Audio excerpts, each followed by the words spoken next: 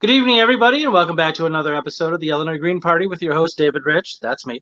And two very special guests tonight, Toneal Jackson and Mark Buettner, both running for the MWRD, which I don't even know what those mean. Something about water redistricting, municipal water redistricting, right? Redistributions. I don't have No, to do water. it even got longer 5 years ago. No, I know that Metropolitan, there are two open seats on a board concerning water recycling, and water distribution. So they're both candidates of the Green Party, not distribution, running for these offices, and there are two seats open. Correct? Yeah, you are basically right. So it is the Metropolitan Water Reclamation District. And so I am running for the 2-year term, and Mark is running for the 6-year term. Okay, reclamation. So what does reclamation mean? It means to reclaim. Go ahead, Mark, take over. Metropolitan Water Reclamation District of Greater Chicago. They lengthened it recently. Reclamation would be everything that goes down the sewer, everything that goes down out of manufacturing, goes through a process, gets all the bad stuff taken out of it, comes to a certain limit, and then is reintroduced into a receiving stream that flows either into the Des Plaines, the Calumet, the Chicago, and then goes out onto the Mississippi and into the Gulf. Oh, that's really interesting. So there's a lot to unravel here because that you just pointed at a bunch of environmental spots. Yes. Concerning, for all Green Party members, this should be a healthy conversation. And so there is a redistribution, even if it's not in the acronym itself. There is so you clean it up and you send it back out. Right. Okay. Which is good. The Clean Water Act of 1972 enforced all this throughout the United States. And it was a national. Oh, well, good. Yes, okay. It's very much a federal law. CFR 40. There's a long, complicated congressional set of guidelines that everyone has to follow. Oh, that's good. It makes me happy when governments do something right. That's very cool. Toneal, did you see my thing about morality today? I did not. What was it? Okay. It's just about how everybody's responsible for their behavior, including government officials. Anyway, we'll get to that later. You just know how big I am into morality, so yes, that's why he is our morality police. Yes, I am the moral police. Yes. So okay, well, let's talk about the positions. You got a 2-year and a 6-year. Toneal, why don't you start off with your 2-year position that you're running for? What does that mean? So pretty much you had Deborah Shore, who was in the position prior, and she has been appointed by President Biden to a different position. And so she has 2 years remaining on her term. Yes. And so they have, at this point, there is someone filling the spot, so to speak, and her name is Shakina Perry. And so pretty much what my spot will be is just completing that 2-year term. You'll be finishing out her 4-year term. Of 2 years left. Okay. Yeah, absolutely. So she has 2 years left, and so I'll be finishing that term because pretty much the way that it goes is when you're elected as a commissioner, it's typically for a 6-year term, but every 2 years they kind of come back to be reelected. So with Deborah Shore, she still had 2 years left on her term before being repositioned or reassigned, if you will, reappointed. And so that's what I am running for. That's very interesting. And I'm really, is it typical for when somebody leaves an office in midterm to re-elect somebody, or usually don't they get appointed? I mean, I'm just. Well, no, he was appointed. She was appointed by Governor Pritzker. No, but I mean, to fill her position, aren't people usually appointed? Am I wrong on that? They are, but then when the election comes up, the seat has to open up for to be able to be an elected person. Okay. But they're appointed in between. Yeah. Oh, I see. So if this was last year, that somebody would be appointed to the seat until this election. Right. Gotcha. Okay. That's what I was getting confused. Okay, well, cool. And tell us a little bit about her, Toneal. I mean, that's pretty exciting. She got taken by the federal administration. Well, what I know about Deborah Shore is that she is a really big conservationist. I know that she brought a lot to the MWRD. So understanding that as a commissioner, what we do, we are responsible for establishing various policies that's going to help to protect the water environment. And so her being a conservationist, she played a really critical role because she was a commissioner for a while. And so now that she has been, obviously she must have did a great job for President Biden to say, hey, no, now we want you to come and run something within the region, Yeah. And so and so it's definitely, I don't even want to look at it as saying that I'm filling her shoes, because I would not describe myself as a conservationist, but I am going to be bringing a little different flavor to that seat, if you will. Okay, can you unwrap the little bit of flavor you're going to bring? Oh, absolutely. So for me, I am all about is educating, and you know me, is educated and empowering. So I am all about making sure that people are educated and empowered about what is going on with the MWRD, because so many people, not just you, are confused just with the actual acronym, right? Like, what does MWRD stand for? Like, in all of this time when we've been doing the petitioning, I can't tell you how many times people have either asked, what does it stand for? What do they do? Like, they've never heard of it, much less understanding that there is a board of commissioners. They don't understand what the commissioners do. And so much, well, I won't say so much, but a piece of what I will be doing is, number one, helping people to just understand the bare minimum, right? Just the basics, so we understand, and then understanding why this is important. Because, a lot of times people don't vote or they don't get involved because they don't understand why and how it affects them. And so one of the things that we want to make sure that people understand is that when we're talking about water and water reclamation, these are your neighborhoods, these are your businesses. Like, anytime there are issues with the water, flood damage, all of those things, is affecting you. So you should be concerned. So at the very basics, that's one of the things that I'll be doing, is helping to get people to understand why they should care. Yeah, no, that's great. Turns out water is pretty important, folks. Yes, You go a couple days without it and it's over. yeah. So, that's great, and that's very interesting. Okay, Mark, what about you in the 6-year position? What does that mean? What does that entail? The 6-year position is one of the standard positions. Two of the commissioners are going on to run for higher office somewhere in the state house or something like that. So they've opened up those two positions. Cat. There's two of them. I love that. 6 years. Most of the plants have got massive projects that they need to be doing, and the times it goes out to bid, and then the project time, and then the installation, and the monitoring. It's not something that can happen in 2 years, as far as I've seen. I worked for them for 9 years. Right, you worked for them before. Yeah, I remember that. Yeah. And so everything, I've seen a lot of stuff that's been done. I've seen a lot of stuff that needs to be done. And the district has been done a million great things over the last, I'm saying 150 years. They made the river go backwards so that the drinking water of Lake Michigan didn't get polluted all the time. Which is good, but it's so crazy that they made a river go backwards. Anyway, go ahead.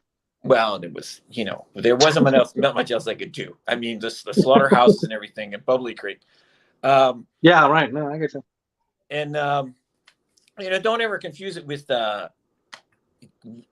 drinking water and lead removal. That's a whole nother set of people. Whole nother division. And the district has kind of been like, I have a water technology degree from New Mexico State, and we kind of studied, and the district is like 6 plants around the area, from Stickney to Wilmette Harbor, all the way out to Schaumburg, and they handle about close to 2 billion gallons of wastewater a day. So, and there's close to 1,800 employees. And so they're a massive army that you don't even know about. And they're working every day, 24 hours a day. 100% of the time during COVID, there was all the plants were operating. You can't, people used to say, why can't you not work nights? I said, why don't you not get up in the middle of the night and go to the bathroom? Yeah, don't flush the toilet. Don't flush your toilet and I can sleep. Thank you. Deborah Shore was also part of the decarbonization program. She wanted to try and figure out how to generate electricity through some of the biogas and try to put up solar panels, and also to start to replace some of the vehicles that the district uses with electric vehicles. So she was very much behind that, and she's working for the regional EPA now. And she was she knew a lot of stuff about the contracts. When you listen to a board meeting, she was always the one that asked questions. She was kind of the sharp knife in the drawer. And but what I hope to do is get a little more conscious. There's going to be nutrient limits, and I would like to reduce the amount of CSOs that happen from a couple of the plants that keep dumping into the rivers. What's the CSO? Combined sewer overflow. When we have a rain event of close to, it's slightly over half an inch, it fills up the stormwater sewers, and then it comes into the plants a little too fast.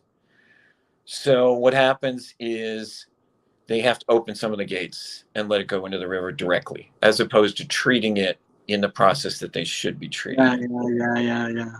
And that sounds like a problem for sure. Yes. And other cities have dealt with it. And the plan for the district is the TARP system and the stormwater retention plans. It's master plan from about 20 years ago. It might need a little retooling. But Milwaukee had a story that they had 60 CSOs a year, and the Department of Natural Resources says, wait a minute, you're dumping where all these people are fishing and all these people are on these beaches and everything. They said, this is Wisconsin. Don't do that to us. So they started suing them for every CSO, and Milwaukee figured it out in a hurry. And they reduced it from 60 to 6 within about 4 years. So it's possible. It can be done. But I since I've looked at budgets and since I've worked for them, I kind of understand a lot of their contracts that are going through, and kind of could ask questions.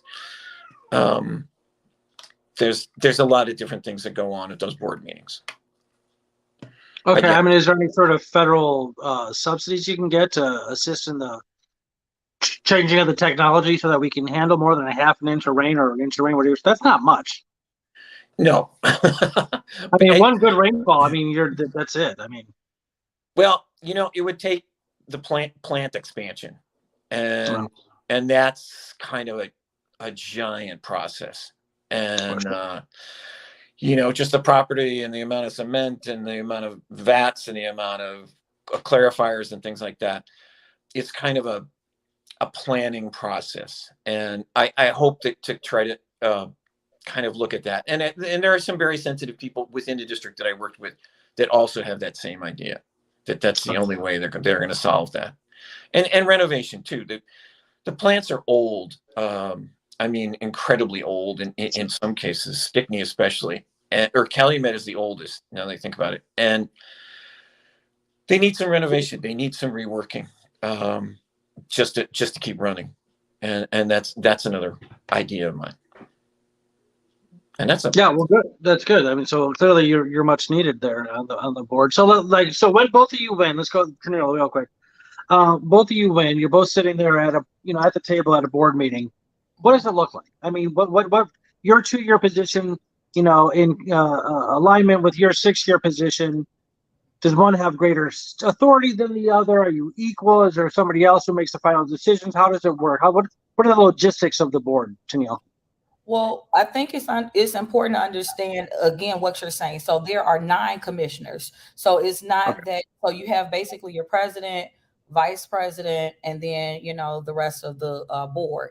And so Barbara McGowan, who had been the vice president for a very long time, she's actually going to be retiring. So she's not going to be running again. So that's another position that's open, right? So I want to say, I'm sorry, she's the president? Vice president. She's the vice Vice president of MWRD. Yes. And she's been that, I think, for about 30 years. She's been the vice president. And so she is going to retire this term. So she, instead of her running, because her term was over. So that is one of the 6-year positions that's open. So basically, when you have these board meetings, then there are a variety of issues that come before the board. And so pretty much it's just like if you've ever done any type of LSE or any type of meeting where they come to order and then they have an agenda and they just pretty much go over, they determine which issues that they as a board want to discuss. So a lot of them may be contract issues, some of the things that Mark was referencing.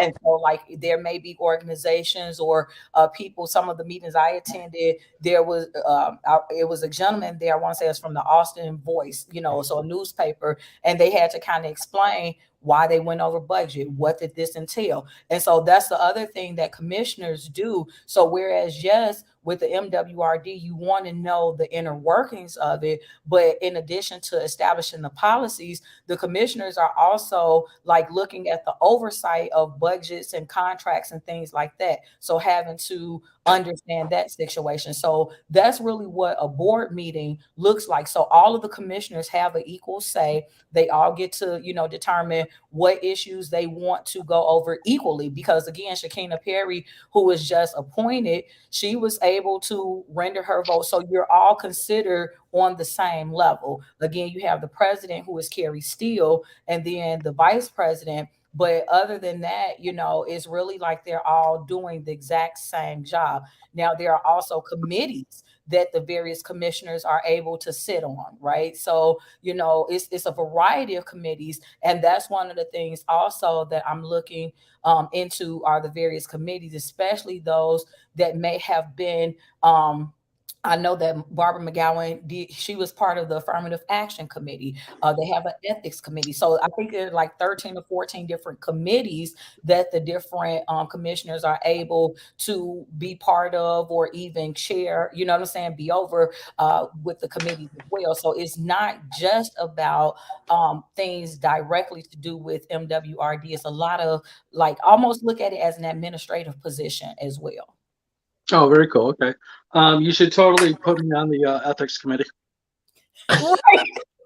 At least as a consultant. I'm not even kidding. But okay, we'll talk about that later. Or maybe I'll check out the MWRD in my area here and say, by the way, I'm literally trained in ethics. So anyway, well, that's all very cool. And so a question for either or both of you. And I'm not even sure you have an answer to this because I don't know what the answer would be. But like there are some elected positions, even in Lake County where I live, where I don't understand why it's an electable position. For example, the Lake County coroner. And I've had Jennifer's a friend of mine. We went to high school together. She's fantastic. She's doing a great job. But I had her on my radio show, when she first got elected. And I'm like, why is a coroner elected? What does politics have to do with figuring out how somebody died? I mean, do Republican coroners zip up the body bag differently than Democratic ones? I don't know. So, like, why would something like this be an electable position? If either of you have an opinion on it. I haven't checked, but at one time, I believe that they were all appointed. Okay. And through either the city of Chicago and the Democratic organizations, I believe that they made them elected so that it's just like judges, so that you could believe that you had an informed choice and believe that you were being represented through, your elected official. But, with the amount of appointments and with the appointments coming from mostly the Democratic Party, there's a question about whether or not, how many of the board members were elected, it seems that once they're appointed, they continue to get elected. They're kind of on board, and they get elected the next time and the next time and the next time over that. So the woman Sepulveda, she's the kind of the first one that I've really seen that's been elected, and she got elected about 2 years ago. So, I mean, Toneal and I hopefully will both be elected, and we will kind of be elected. The other thing with the meetings is you can kind of pull contracts off of the list and say, you know, and they do it sometimes. They'll pull it and they'll say, wait a minute, we need to ask questions. They'll ask questions of the executive director, and he will have somebody else on the line that's kind of more familiar, and they'll answer questions. But if it gets a little strange, they kind of just, they don't dump them, but they yank them and till they can explain them and maybe bring them up to the next committee meeting. I mean, the other thing, maybe an element of like transparency would be a part of an elected position, because it's, you know, that's a part of the democratic process, is the government's, you know, obligated to the public, whereas like a privately run place, it's not. Okay, that's good. That's cool. Okay, sorry, Mark, go ahead. Yeah, no, and transparency is a perfect word for it. So, I mean, you can listen in, you can even call in, you could attend the meetings, you could bring something up as we are all stakeholders. This is our river, this is our utility, you know, even though it's not public, it's kind of a public-private partnership. And so, but we are stakeholders. So you could go to a meeting and you could say, hey, I'm a stakeholder, just like any stock meeting, and say, I'm a stakeholder, I'm worried about this is my neighborhood, you know, that kind of thing. So that is very much a transparency issue that comes about. And I mean, you can look at the board meeting minutes, kind of some of the contracts before, if you can find them, and try to figure out what they are and ask a question. A question I want to ask for the next one is, fertilizer prices have increased by 30% in the last month. And farmers are very worried, and there's been a severe drought for soybeans in South America. So there's going to be a big push to plant soybeans. And the district has a contract with a company called Ostara that filters out the phosphorus out of the wastewater, makes it into granules, and puts it into bags. I am not 100% sure if the process, and they run the process, how the cost is valued. I had understood that they were paying Ostara to run all the machinery and pay them to do the process. And I don't know if it's based on a market price, because if it's based on a market price, they shouldn't be paying them so much, because they're selling that phosphorus for 30% more next year. So that's one of the questions I want to ask next time. So that's Let me know, because I know, I mean, I do horticulture professionally, and phosphorus is part of the NPK. The three numbers you see on soil amendments, P is the phosphorus, and I know there's some limitations on how much you can use because of the runoff issue. Yeah, and runoff issue and nutrient pollution is another issue that's coming in within the next 2 or 3 years. Every wastewater plant, set of wastewater plants, has a permit for what they can release at the final end into the effluent, into the receiving stream.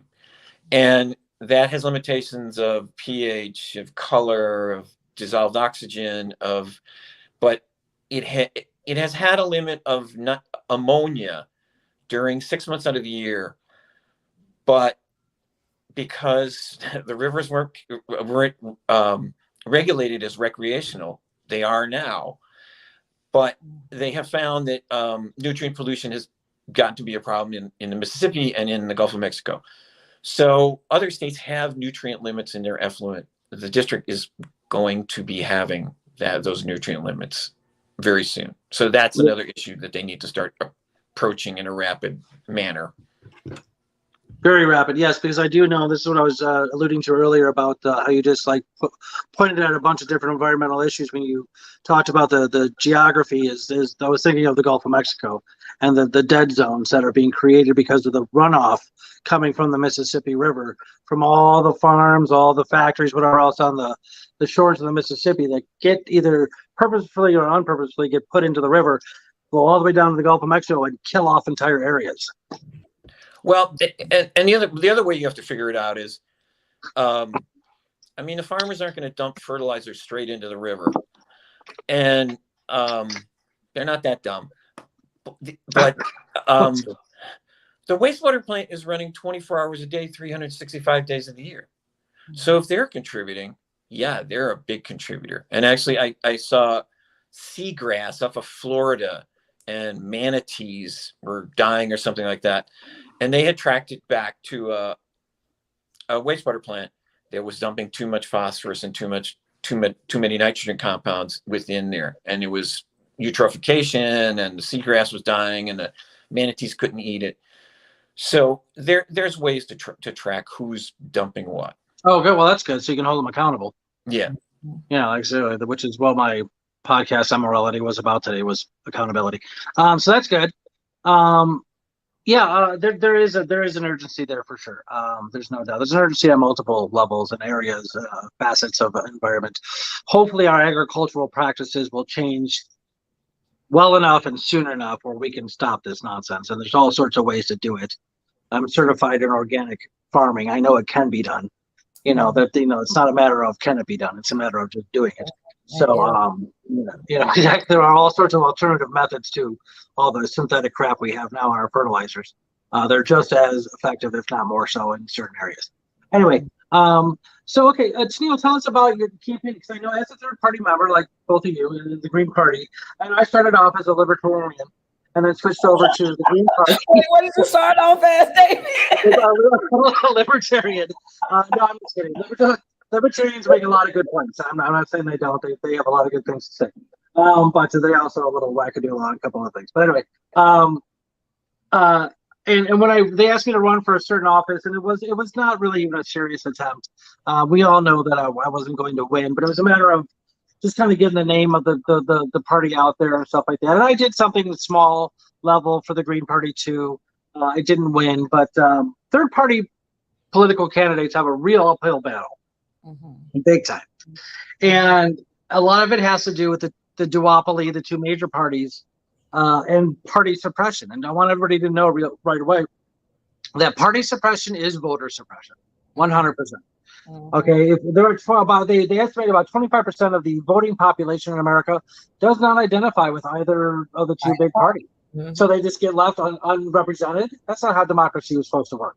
But the two major parties, in order to maintain their duopoly, when third party candidates go to even get their name on the ballot, we need I remember for as libertarian, I think a Republican needed for that position, that office was say 1,200 signatures. I needed 12,000.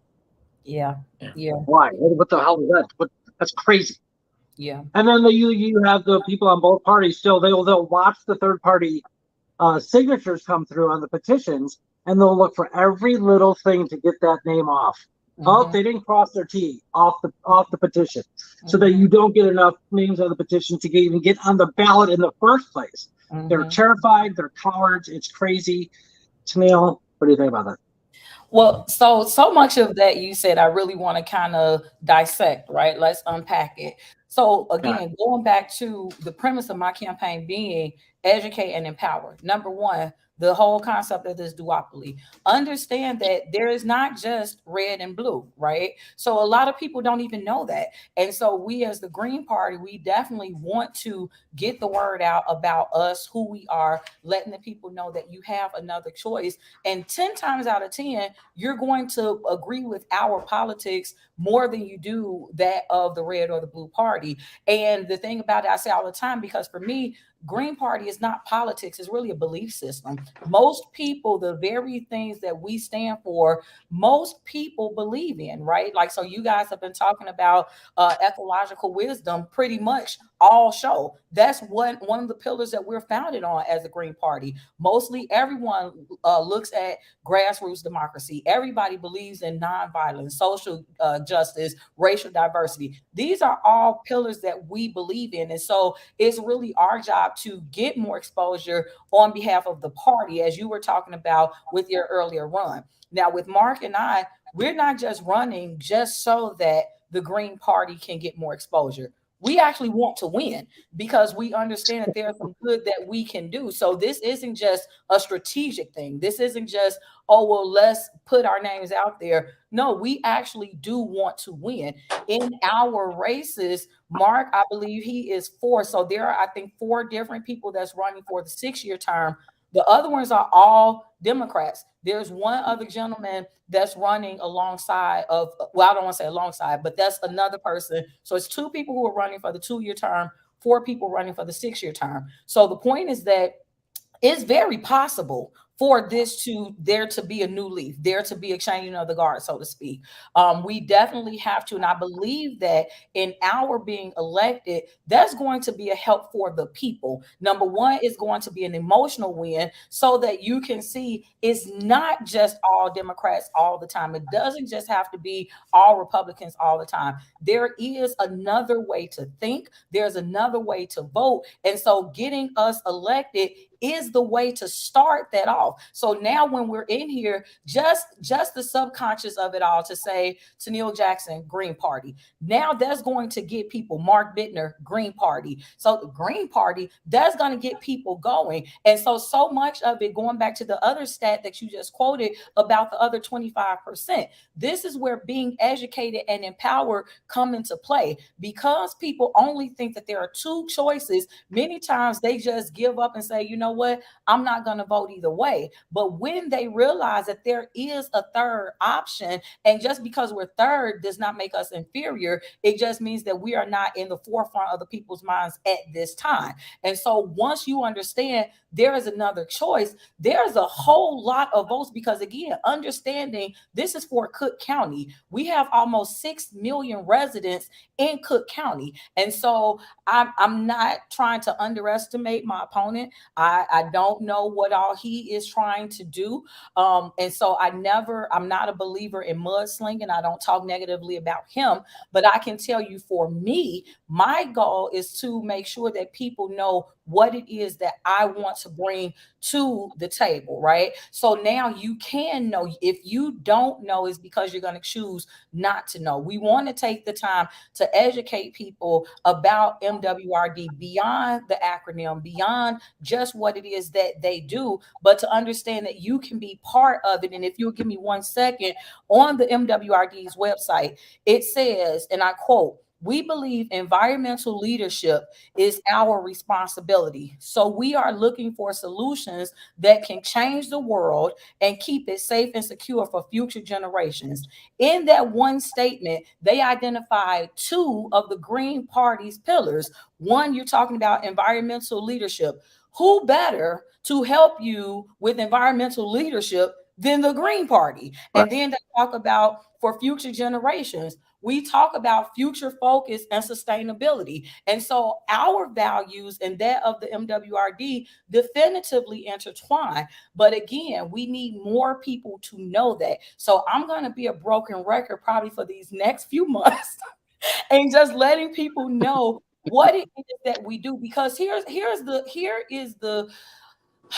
the truth. It may not be a great truth, but this is the truth. There are a lot of people when Mark is talking, and I love to hear him talk because he's very passionate, but they may not understand about the phosphorus and the nutrients and this, that, and the third, but they will understand about the concept of environmentalism at large. Right. And so this is why we make a great team. We work in tandem one with the other, because my whole purpose is to get you to understand how this affects you. Right. So that's really what we want to do, is get the people to understand that this isn't a rich people issue or poor people issue. This isn't a black people issue or white people issue. This is if you live on this earth, then these things affect you. So you need to know about it so that way you can do something about it. And so that's really what it is we want to do. In terms of what you were talking about with the petition signing, we are literally in in the final week. Today was the first day where you could file petitions. And so in so doing, we were very cognizant of that fact. We understand that everybody does not play fair. Although we are not mudslingers, we understand the race that we run. We understand the world in which we live. And so we want to make sure that we are protected. That's the reason why we purposely made sure that we are padding. We have more than just the bare minimum. So we need 1,135 signatures. So our goal is definitively to bring in at least 2,000. So that even if you want to challenge it, we will still have more than enough. So we don't want to just get in by a landslide. We want to make sure that you understand that we deserve to be here. Well said. Awesome. All right, Mark, do you have any comments on the ballot petitions and so on? It's been kind of tough because it's been cold and with COVID, people don't. Yeah, really why does everything, real quick, I'm sorry to interrupt you, but why does everything have to be in person? Like that was one of the Green Party and the Libertarian Party, when I was still a Libertarian, got together and sued the state because COVID, the quarantine happened. They're like, we can't go on and get signatures if you're forcing us to stay at home.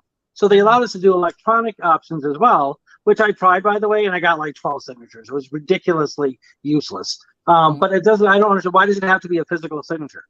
I don't know, but we did appeal to that, and we did ask that question to see if we could do electronic, because I have done those electronic statements of interest or whatever to local political people about bike lanes and about things like that when bills are coming through, transportation bills, and I've signed them, electronically. And so I've done it a great deal, and I thought we were going to be able to do that, but they wouldn't let it go this time. I can sign my tax return on the internet. I know. I think there's more duopoly shenanigans in this aspect. Go ahead, Mark. I'm sorry. One of the other issues is, even though we're cleaning it up and putting it in a receiving stream, some of this water is going to come back through the groundwater and into your drinking water. Yes. And in a lot of places, the groundwater has been sucked up too far. There's nothing left down there. So they're counting on whatever's coming down the river sinking in, or they're pulling it out of the river, which has been effluent from somebody else. And a lot of lakes and ponds are no longer useful. And in California, they got fires, they got droughts, and they got things like that. It's a real issue. And in fact, there were a lot of recycling out of wastewater plants in Arizona for golf courses. So they would go, and there would be a wastewater plant, and they would say, okay, everything that comes out of here, you can't put in that river anymore, that dry river or that wash. We're hooking a pipe up, and we're taking 100% of it to water our golf course, which wasn't a good idea, because then the river didn't have anything, and the ecosystem went gone. And in some places, the river in Texas and Colorado, that river is supposed to go to Mexico, and then Mexico is supposed to be pulling off a percentage of that water. So if people are stealing it upstream, it's not going down there.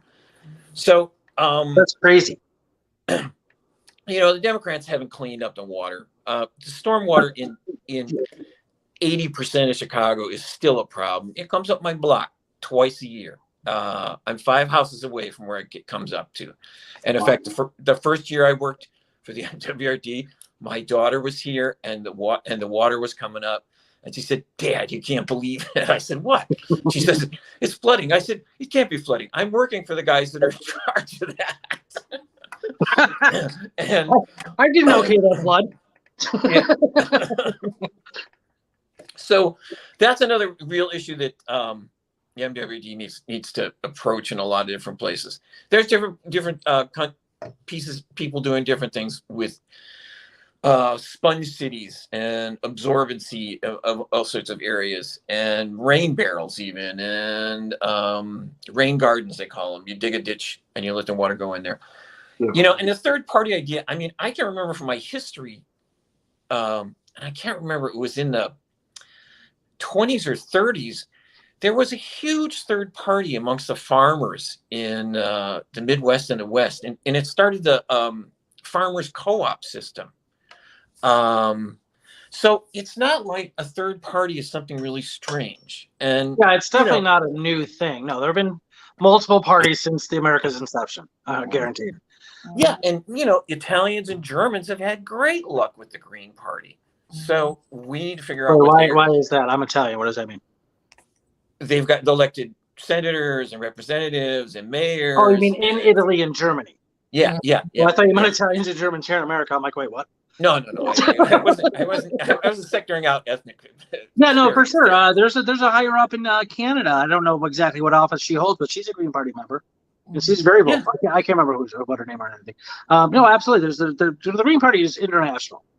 Yeah, and school boards and things like that. And we need to look at how they did it and how we can do it, kind of thing. Absolutely, 100%. Absolutely.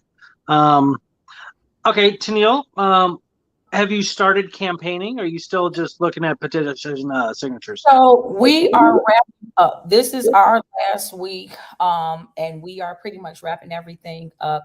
I am working on a slogan. I've had a couple people tell me, okay, so you need to really kind of get the slogan thing down, right? So just full disclosure for everybody watching, this is my first time running for office, right? And you cannot believe how many questionnaires ask you, have you ran for something before? Is this your first time running? And so I'm like, if I say it's my first time, what does that mean if I say it's my first time? But so officially we are wrapping up. We're taking this final week to wrap everything up. We're going to then shift to campaigning, because our assumption, we are going to assume that our names are going to be on the ballot. And so we want to be prepared. And so just like something that I've been going back and forth with, because I've had people say, so you want to make sure that you get a catchy slogan, right? And make sure that you get something that's memorable. So with a name like Toneal, we just had to go, we had to get a little creative, right? Did you come up with something? I did. Let's see if you guys like this. All right, what I'm looking at is, want someone with zeal, vote for Toneal. Okay. I don't remember too many campaigns that uses the word zeal. And anyone who knows me knows I have a lot. You're a zealous woman. Exactly. And so I'm not speaking out of turn in saying that. I definitely bring great energy. I'm gonna, so my main thing, David, just in being very serious for a moment, is whatever my campaign entails, I am being very conscious to not overpromise.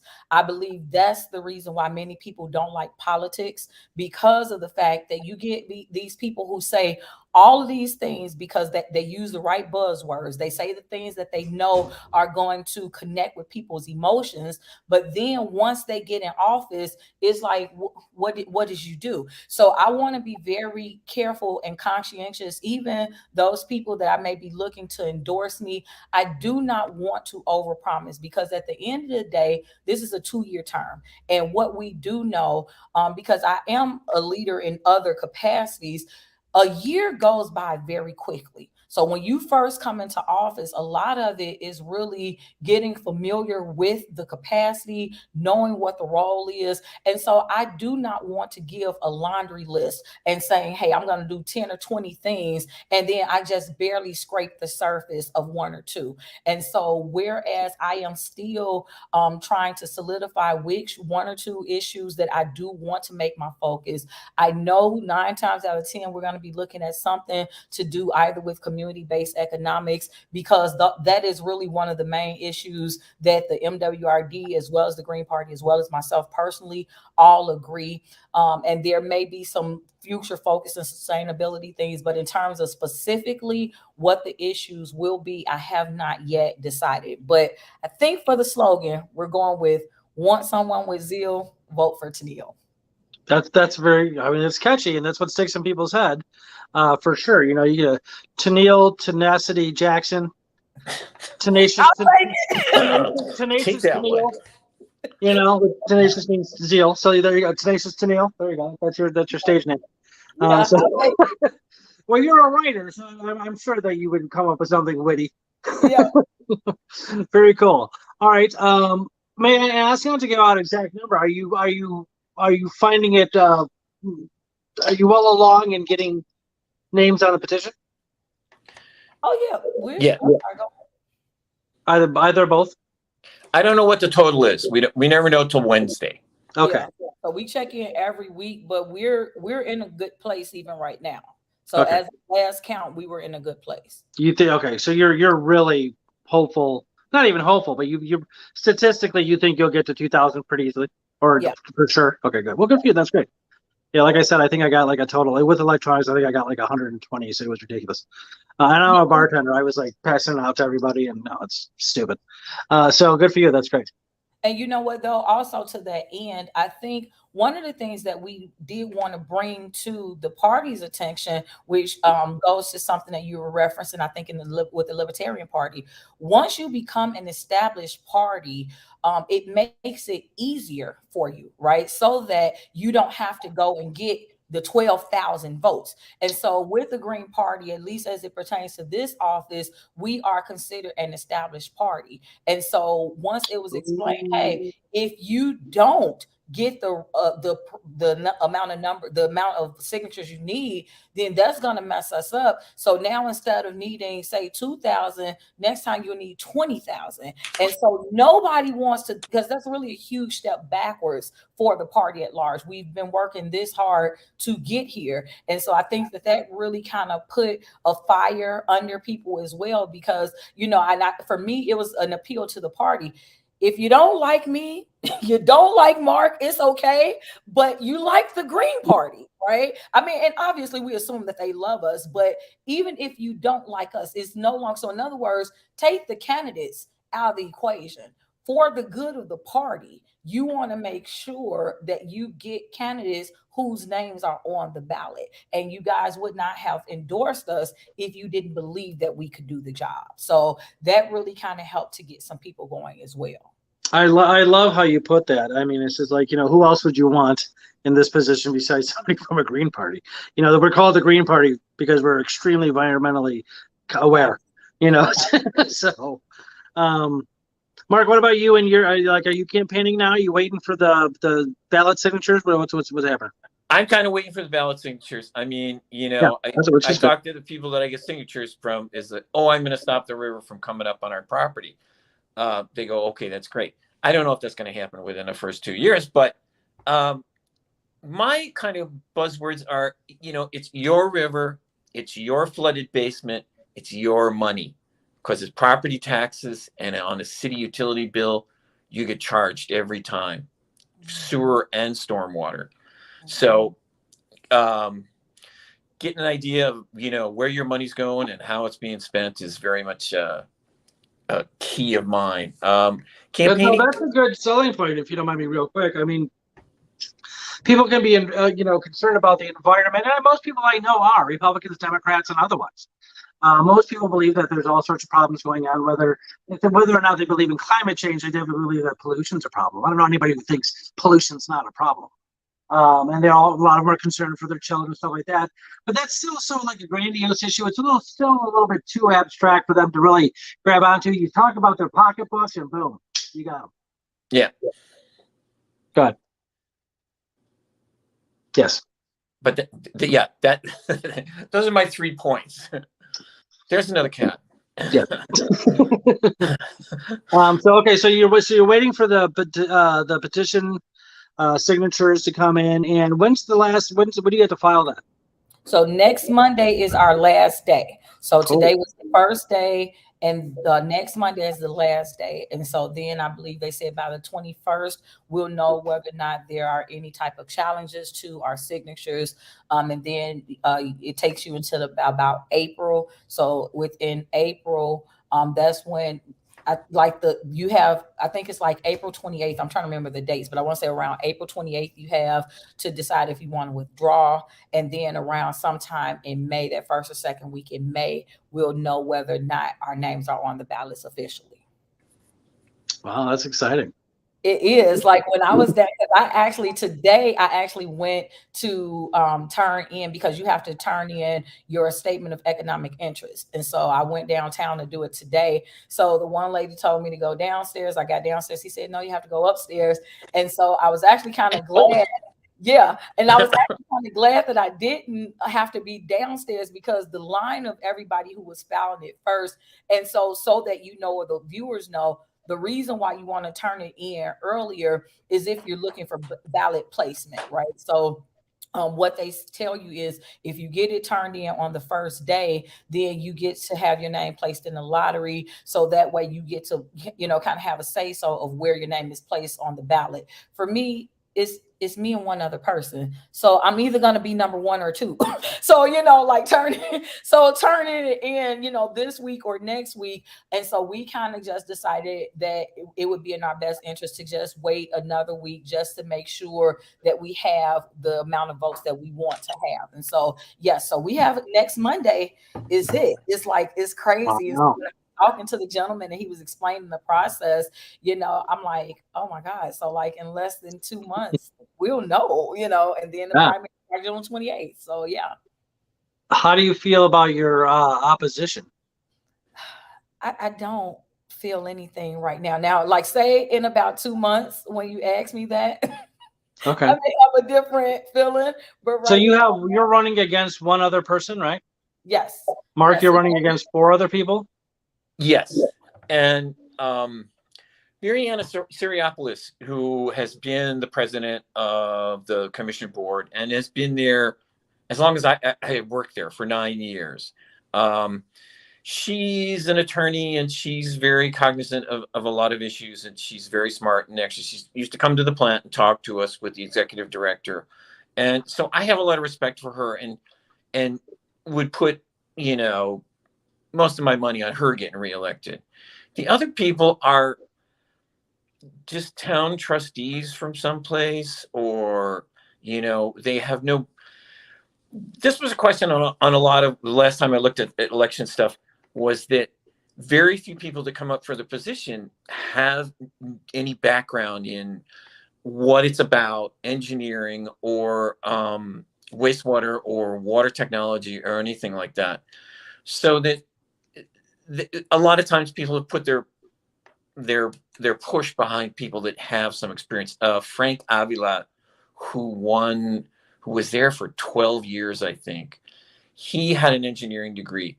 He had some knowledge of the process. And he was another one that used to come to the plants and shake hands and talk to people. And that's another thing. I mean, I know a lot of the people. You work at one plant and people branch out and get promotions at other plants.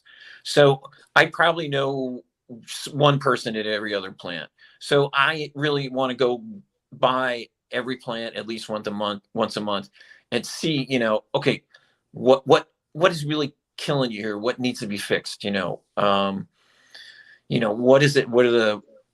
There are some conditions that are a little, I don't want to say dangerous, but need to be fixed as far as safety issues. There's a sense of urgency about them, yeah. Yeah. And I would like to be able to get a hold of the safety people and say, what do we do? What are we doing about this? Why can't this be, fixed? So yeah, that's the kind of thing. The other, like I said, I don't see the other people as real competition, especially if we ever have a conversation. Okay. And I'm filling out a questionnaire here and there. I filled out the CFL questionnaire today, which has a lot of complicated labor issues in it. Yeah, What's the CFL questionnaire? It's the AFL CIO. Oh, it's a Chicago Labor Federation. Yeah.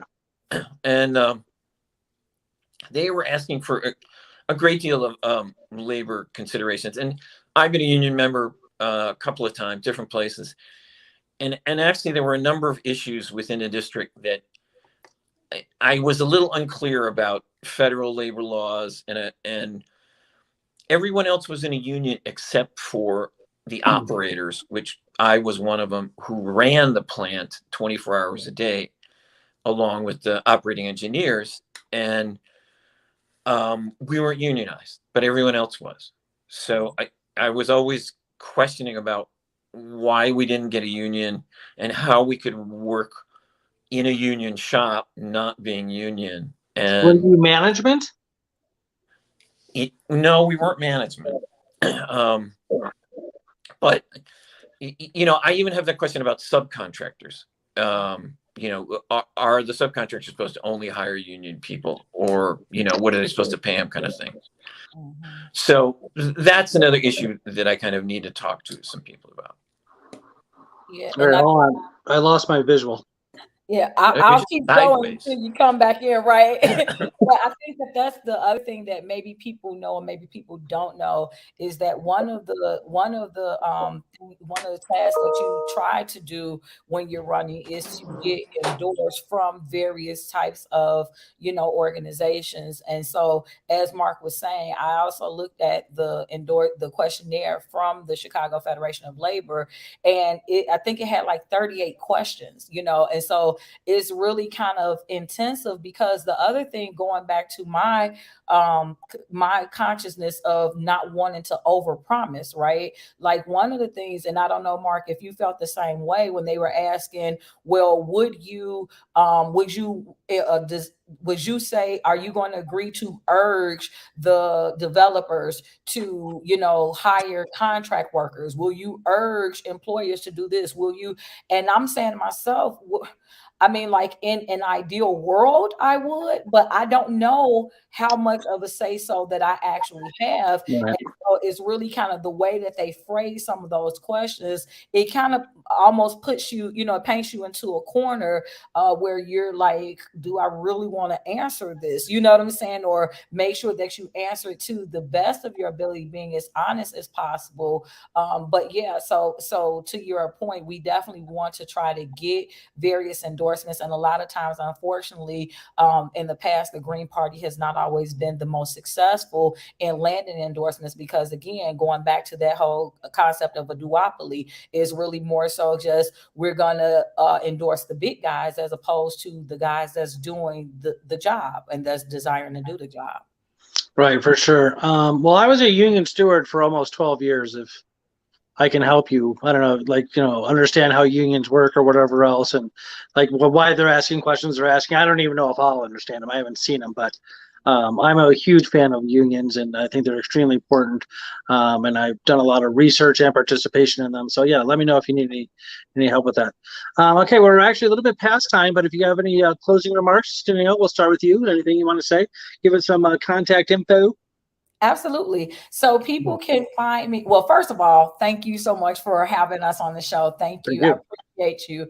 And people, if you want to connect with me, you can connect with me on Facebook. I'm really across all forms of social media, but the easiest way to connect with me is going to Facebook. I have not just my personal page, that's Toneal M. Jackson, but my public figure page is Toneal M. Jackson, MBA. And so they can connect with me there, or they can go to my website, which is mynameis.toneal.com.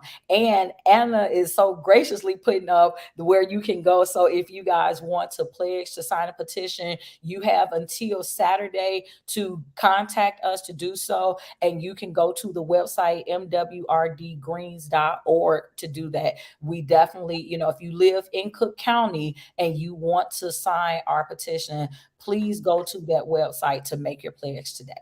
All right, very cool. Mark? I haven't really started in a lot of that because I don't know. Our names aren't on the ballot yet. But, I intend to, put up a Twitter page, put up a Facebook page, put up a link, change my LinkedIn page. And then I have looked at some of the other candidates, and there are, a dozen different places they are. And so I need to track that down. And then I have got a page full of environmental and river organizations within the Chicago area. Oh, that's fantastic. And a bunch of different people's names. And I intend to go to all of them and, say, hey, I'm on the ballot, talk to me. I talked to one organization, but they said, oh, we don't have any endorsements. But even though they don't have endorsements, I would like to talk to one of the guys I keep seeing in these river organizations and say, listen, I know you're trying to do this. How do you think we can accomplish this? And what can we get done in a year? What can we get done in 5 years? What can we get done in 10 years? You know, and how do we approach this? And how have other people approached it? So that's kind of my plan. But I don't know. It's like, you know, it's like an Irish bad luck thing, you know, until you're there. St. Patrick's Day next Thursday, so a week from this Thursday. So no, strike when the iron's hot. The Irish souls are smelling down upon you. So, okay, very cool. All right, Toneal Jackson and Mark Buettner, thank you so much for coming on the show. Thanks, Rich. Godspeed to everything you do. And any way we can help here at the Illinois Green Party, let us know. Stick around. I want to ask you guys, talk to you a little bit after the show, if that's okay. Thanks for tuning in, everybody, to the Illinois Green Party. I'm your host, David Rych. Till next time, be good, which means be moral, be green. Bye-bye.